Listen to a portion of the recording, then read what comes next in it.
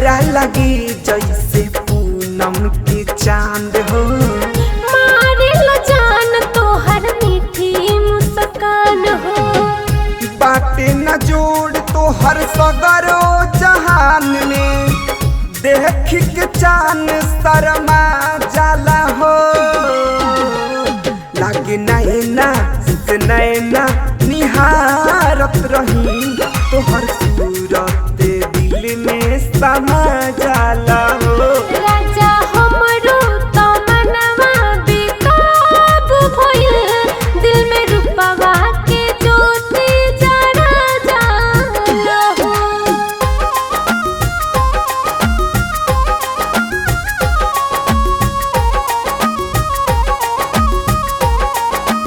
Music by DK दीवाना।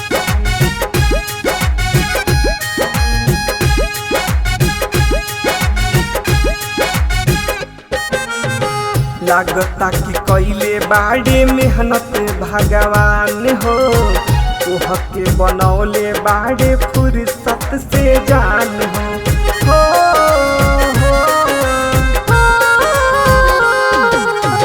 हमरा तो मिलल शिवरात्रि के फल बा, लागो त देव महादेव के भेजल बा।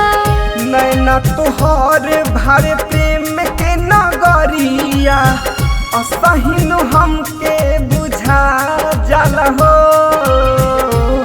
लागे नैना से नैना निहारत रही, तोहर सूरत दिल में समा जाला हो। राजा हमरो तो मनवा बेकाबू भइल, दिल में रूपवा के ज्योति जरा जाला हो।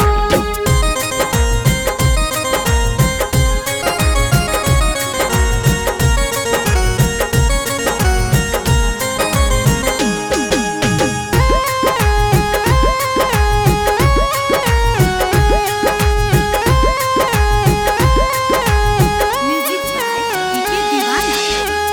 जी नहीं पाइब जान तोह से बिछड़ के, दुल्हन बनाइब पर भा दुनिया से लड़ के।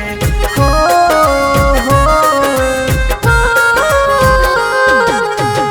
राइटर आकाश बिरजू इंतजार हो, कब तू बनबो जीवन साथी हमार हो।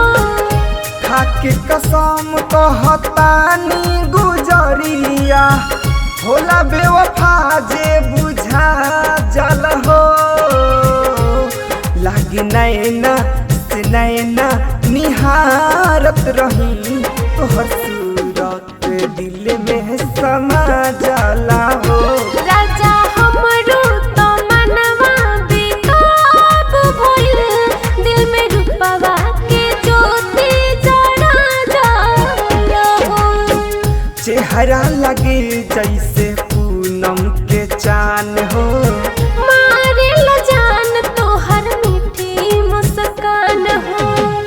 बाटे न जोड़ तोहर सगरो जहान में, देख के चान शर्मा